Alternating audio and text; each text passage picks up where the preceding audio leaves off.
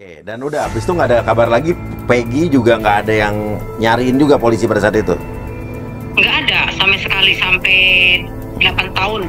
Nah tiba-tiba sekarang film Pina meledak dalam hitungan 3-4 hari, lalu Peggy bisa ditangkap. Itu pula nangkap. Itu juga nangkapnya di Bandung, Mas Uya. Di Bandung juga? Iya, lagi pulang kerja dia. Oke, sebetulnya polisi itu canggih lah, bisa nemuin orang di mana aja gitu ya. Intinya begitu kan? Sebetulnya gitu. Kenapa nggak dari dulu ya kan? Kan nggak mungkin canggihnya baru 2024 ini kan ya? Iya. Iya. Cuma kita sekarang nggak usah, kalau memang sudah melakukan suatu kesalahan, nggak usah kita takut soal itu. Justru ketika mereka bebaskan Peggy, ini prestasi juga buat dia. Karena dengan adanya bukti-bukti dia tidak bersalah, dia dilepaskan sebelum pra-peradilan, itu justru lebih elegan, iya. Daripada nanti di pra-peradilan nanti Peggy baru bebas, nah itu nanti parah itu.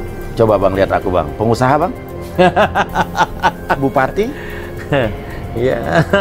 Oh, ada jenderalnya di situ. Oke, kayaknya ada dua pertanyaan saya yang diketawanya agak berbeda berarti. Jadi dari 3 pertanyaan tadi ada 2 yang mungkin berkaitan ya. Tapi cerita tentang anak PRT ini sendiri kami tidak tahu. Kenapa dia tidak ikut menjadi terdakwa di sini? Karena menurut mereka sebelum ke rumah Pak RT, mereka itu sama-sama pergi ke warung Ibu Nining, kemudian kembali ke rumah Hadi bersama-sama dengan anak Pak RT, dan kemudian tidur di rumah Pak RT. Pertanyaannya,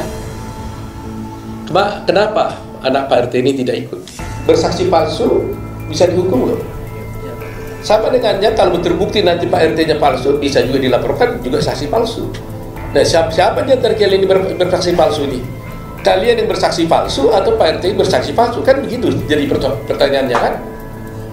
Ada 9 mengatakan kalian tidur di situ, Pak RT mengatakan tidur di situ. Siapa yang bersaksi palsu jadinya? 5 terpidana menyatakan Peggy tidak terlibat.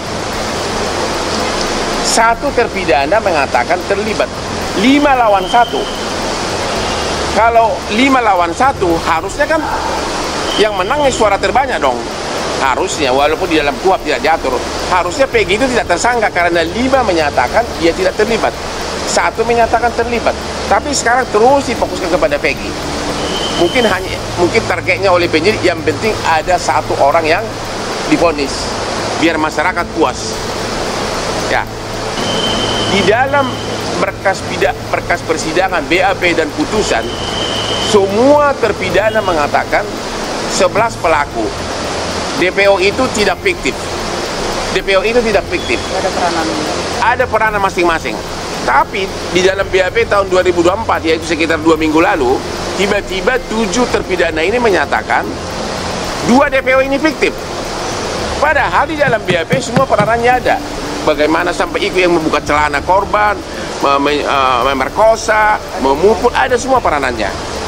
Ada apa ini? Ini nggak bisa lagi hanya dengan pro justisia. Harus ada tim pencari fakta yang ditunjuk langsung oleh Bapak Presiden. Pantas kasus Vina Cirebon molor 8 tahun. Ex Kabareskrim Susno Juwaji sebut pihak ini jadi titik lemah pengungkapan kasus. Ex Kabareskrim Susno Juwaji tak menyangkal jika kasus Vina Cirebon semakin rumit. Susno Juwaji mengatakan belum terungkapnya kasus Vina Cirebon hingga 8 tahun disebabkan lemahnya penyidikan pada 2016 lalu. Salah satu pihak yang menjadi sorotan Susno Juwaji menjadi titik lemah pengungkapan kasus Vina Cirebon ialah para penyidik. Menurut Susno Juwaji, kelemahan para penyidik 8 tahun silam membuat kasus Vina Cirebon tak kunjung terungkap. Suka tidak suka penyidik 2016 ada kelemahan, ungkapnya seperti dikutip dari YouTube TV One Minggu 9 Juni 2024. Sejumlah kelemahan penyidik dalam pengungkapan kasus Vina Cirebon jelas Susno Juwaji terungkap dari penetapan para tersangka dan DPO, tentang membuat DPO, kemudian tentang lain-lain, sehingga dia lebih hati-hati, tambah Susno Juwaji. Maka dari itu Susno Juwaji menyarankan kepada kepada penyidik kasus Vina Cirebon sekarang untuk lebih hati-hati lagi dalam memeriksa para saksi. Hal itu dilakukan, kata Susno Juwaji, agar kejadian penyidik kasus Vina Cirebon pada 2016 lalu tidak kembali terulang. Jangan sampai kasus ini blunder terulang seperti yang dilakukan penyidik 2016, tugas Susno Juwaji. Pemerintah itu saat ditanya soal penetapan Peggy Setiawan sebagai tersangka kasus Vina Cirebon, Susno Juwaji menilai perlu ada bukti kuat. Adapun bukti kuat yang perlu dihadirkan agar menguatkan dugaan Peggy Setiawan sebagai tersangka kasus Vina Cirebon, lanjut Susno Juwaji, tidak hanya berdasarkan dari keterangan saksi aja, namun harus didukung bukti lain yang kini sedang dalam penyidikan polisi supaya kasus Vina Cirebon segera tertangkap. Kalau Peggy ini tidak cukup bukti hanya saksi ini saksi bertentangan, harus mendukung keterangan bukti lain seperti sekarang, unggah Susno Juwaji. Itulah informasi dari ex-Kabareskrim Susno Juwaji yang menyebut kinerja penyidik pada 2016 menyebabkan kasus Vina Cirebon molor hingga 8 tahun. Pantas kasus Vina Cirebon molor 8 tahun, ex-Kabareskrim Susno Juwaji sebut pihak ini jadi titik lemah pengungkapan kasus. Ex-Kabareskrim Susno Juwaji tak menyangkal jika kasus Vina Cirebon semakin rumit. Susno Juwaji mengatakan belum terungkapnya kasus Vina Cirebon hingga 8 tahun disebabkan lemahnya penyidikan pada 2016 lalu.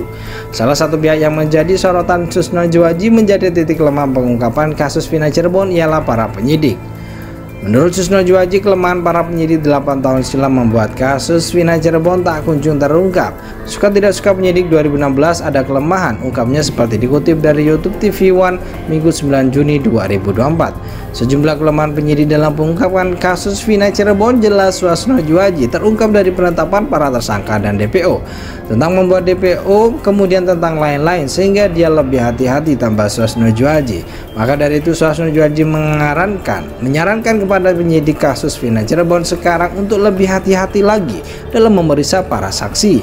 Hal itu dilakukan, kata Susno Juwaji, agar kejadian penyidik kasus Vina Cirebon pada 2016 lalu tidak kembali terulang. Jangan sampai kasus ini blunder terulang seperti yang dilakukan penyidik 2016, tugas Susno Juwaji. Pemerintah itu saat ditanya soal penetapan Peggy Setiawan sebagai tersangka kasus Vina Cirebon, Susno Juwaji menilai perlu ada bukti kuat. Adapun bukti kuat yang perlu dihadirkan agar menguatkan dugaan Peggy Setiawan sebagai tersangka kasus Vina Cirebon, lanjut Susno Juwaji, tidak hanya berdasarkan dari keterangan saksi aja, namun harus didukung bukti lain yang kini sedang dalam penyidikan polisi supaya kasus Vina Cirebon segera tertangkap. Kalau Peggy ini tidak cukup bukti hanya saksi ini saksi bertentangan, harus mendukung keterangan bukti lain seperti sekarang, unggah Susno Juwaji. Itulah informasi dari ex-Kabareskrim Susno Juwaji yang menyebut kinerja penyidik pada 2016 menyebabkan kasus Vina Cirebon molor hingga 8 tahun.